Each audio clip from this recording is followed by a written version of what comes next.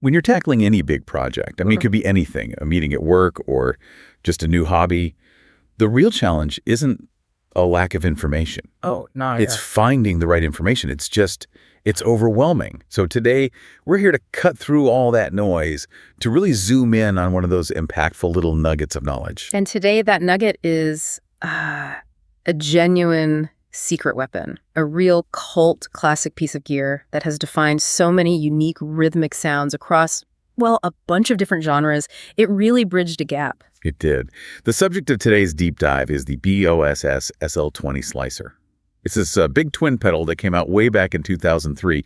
And when you look at it, it seems kind of simple, but it's one of the most radical things BOSS ever made. And we have to frame this right for you from the start. The SL20 is it's not a traditional effect. Right. When you think of a phaser or a delay, they're coloring the sound, they're repeating it. The slicer is completely different. It's a rhythmic audio processor. It chops, it gates, it pans. It literally reorders your audio signal. So it's forcing a rhythm onto the sound itself, no matter what that sound is. Precisely. We're talking about a tempo sync to gate, a pattern-based tremolo, and maybe most accurately, like a rhythmic arranger that you can stomp on. And that's why it became a cult classic, right? It Oh, gave okay. people access to these really complex sounds. It democratized them. I mean, guitarists, keyboard players, producers, they could suddenly get these sequenced, glitchy textures that before 2003 they were locked away in expensive synths or required you to be a wizard in a DDAW. So our mission today is to understand how it pulls off that sequence motion and maybe why nothing has really truly replaced it. Exactly. Okay, let's get into the mechanics. This is a DSP-based engine, and, early digital effects can have a certain reputation. How does the architecture here make it sound so musical? That's a great question because the DSP is everything. At its heart, you've got this dedicated digital signal processor running a rhythmic slicing engine. Wow. And that's paired with a really robust tempo-synced pattern generator. And this is the crucial part, integrated stereo panning logic. The magic isn't just that it's digital, it's how it uses that power. So it's not just doing a simple on-off for the volume. It's managing, 50 different patterns, keeping them perfectly in time, and handling a stereo image all at once. All at once, yeah. That kind of complexity would just be, impossible with analog circuits. You just can't get that precision. No way. The analog world struggles with that kind of non-standard rhythm. The DSP lets the SL20 do these complex divisions without ever breaking time. And what's so fascinating, and something the sources always point out, is that it wasn't just for one instrument. It was designed to be universal. That's absolutely critical to its legacy. You can feed it anything, guitar, bass, synths, drum machines. Even a whole mix. Yeah, run a full stereo mix through it as a master effect. It just treats everything as raw audio material to be reorganized. That's it, period. And you mentioned this before, but it's worth repeating. The most important thing is what it doesn't do. Right. If you're looking to shape your tone, this is not the tool. It has no pitch shifting, no filters, no saturation in the core engine. All it changes is time and stereo placement. So your beautiful synth pad goes in? And a beautiful rhythmic synth pad comes out. It keeps the integrity of your sound. It just completely reshapes how it exists in time. And that new existence is defined by the heart of this thing, the 50 rhythmic slice patterns. That's where all the flavor is. The variety is huge. You have simple, straight rhythms that are easy to use, but then you get into these complex, syncopated patterns, offbeat accents, triplets. Then the glitchy stuff, the stutters. Exactly, those sparse glitch-style motifs. You, the user, aren't programming these rhythms manually. You're just choosing one of these incredibly sophisticated patterns, and it locks to your tempo. Okay, so this is where it gets really interesting for me, the hands-on part, shaping the slice. 50 patterns are great, but it's how you sculpt them that matters. This is where you see just how deep the SL20 is. You've got 3 main controls that really let you define the nature of the slice itself. Let's start with attack. What's that doing? Attack is all about how quickly the slice turns on. So if you set the attack really fast, you get that instant hard on off. Like a hard gate, that classic choppy digital sound. Precisely. That's where you get those sharp, angular, machine-like rhythms. But if you slow the attack way down, the transitions get really smooth. It's more of a gentle fade-in for each slice. So you're moving from a hard chop into like a pulsing tremolo feel. Exactly. The attack is controlling the edge of the rhythm. Okay, so then we have duty. Now, is that like the depth on a normal tremolo? Or is it something different? It's unique to this whole gating idea. Duty controls the slice length. So basically how long the gate stays open. Right. A short duty gives you these super staccato percussive sounds, little bursts of audio. But a long duty keeps the gate open longer, so you get these flowing, sustained, rhythmic phrases, much less aggressive. And the combination of those two is everything. It's everything. So let's paint a picture for you. Fast attack, short duty. You're getting that sharp, precise, glitchy chop. That's your IDM, your stutter effect. Exactly. But take that same pattern and dial in a slow attack and a long duty. And suddenly it's this beautiful, breathing, pulsing motion. It's warm and musical. Even though the exact same rhythmic pattern is running underneath, it's incredibly flexible. And they didn't stop there. The volume controls are also really sophisticated. It's not just a wet-dry knob. No, you get two separate controls, which is a total game changer for layering sounds. You have your standard effect level for the slice signal. And then a separate direct level for your original dry signal. This is so critical. It lets you layer a rhythmic texture underneath your main sound. So you could have your main guitar part and then this subtle, ghostly rhythmic pulse happening behind it. Or you can kill the direct level completely and just have the rhythm. That layering is why producers absolutely fell in love with it.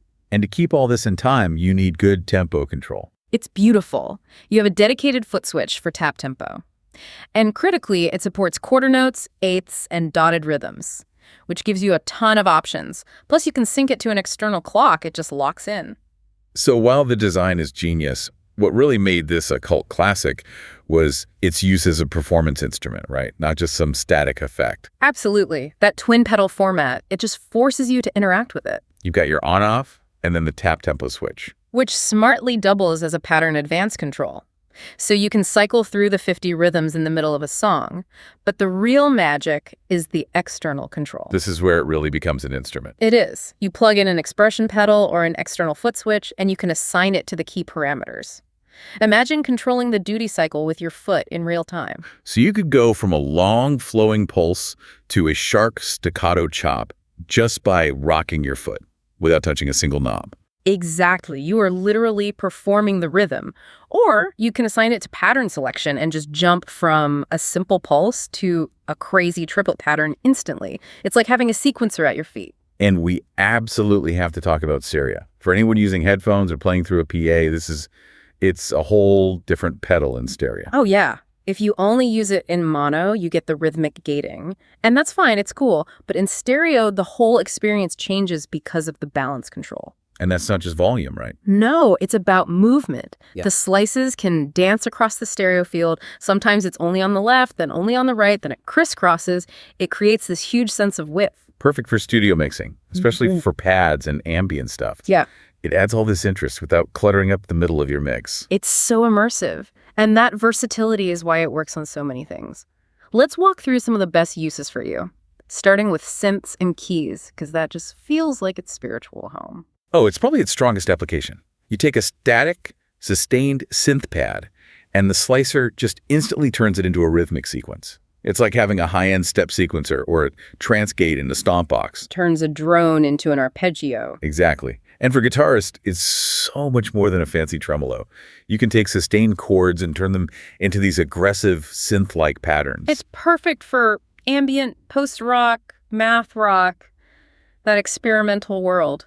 And the classic technique is putting it after your delay and reverb, right? That's the one. You're not chopping the guitar anymore. You're chopping the massive wash of echoes and reverb tails. You get these incredibly complex, synchronized textures that just fade in and out. It sounds enormous. It's not just for melodic stuff either. What about drums and loops? Works great on them. Producers use it for remixing, getting those choppy breakbeat effects, or adding controlled glitch textures to make an old loop sound brand new. And in a traditional studio setting. It's the ultimate creative gate.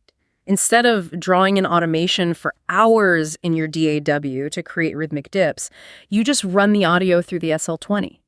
It's a huge time saver for adding movement and texture. So let's put this thing in its historical context. It's 2003.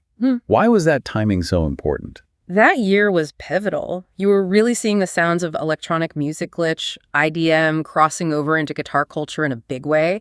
Guitarists wanted to sound less like a guitar and more like a synth or a sequencer. And the SL20 was right there, bringing that DAW style audio manipulation out of the computer and into a pedal. It was a pioneer. It influenced so many later developments in pattern tremolo and sequenced modulation. It really helped establish the idea that a pedal could be a sophisticated rhythmic device. And it still holds this cult status. Why hasn't something modern just completely replaced it? Well, lots of companies have made great pattern tremolos since.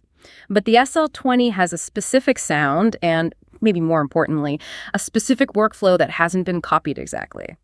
Those 50 patterns are just so musical, and having the dedicated attack and duty knobs makes shaping the sound so immediate. But let's talk about the considerations. The pros are huge, but there are some cons for a modern setup. For sure. The main thing is it is not subtle by default. You have to work to dial it back, and it requires rhythmic awareness from you. If your tap tempo is off, it's going to sound sloppy. In the practical stuff, it's big. It's huge. The twin pedal footprint takes up a ton of real estate on a modern pedal board. And a big one, no preset memory. What you see on the dials is what you get. That's a huge limitation for a live player who needs multiple sounds. Yeah. And you really need a stereo rig to get the full effect. You do, but even with all that, the takeaway is this. The BOSS SL20 slicer is a complex rhythm generator disguised as a pedal. It doesn't add tone, it adds movement. And by doing that, it transforms static sounds into these dynamic, living patterns. It's one of the most forward-thinking things Bias ever created. And that means if you understand the SL20, you know how to inject life into otherwise passive sounds, and that's just a massive creative tool for anyone making music. We really hope this deep dive helps you apply that knowledge and maybe find new ways to put some movement into your own tracks. So since the SL20 only changes structural timing and is fully stereo, think about this for a second. If you feed a constant high-frequency drone into the left channel and a deep sustained synth pad into the right, how could you use that rhythmic balance control to completely redefine the sonic weight of a track beyond just simple volume shifts? That's something for you to mull over. We'll catch you on the next deep dive.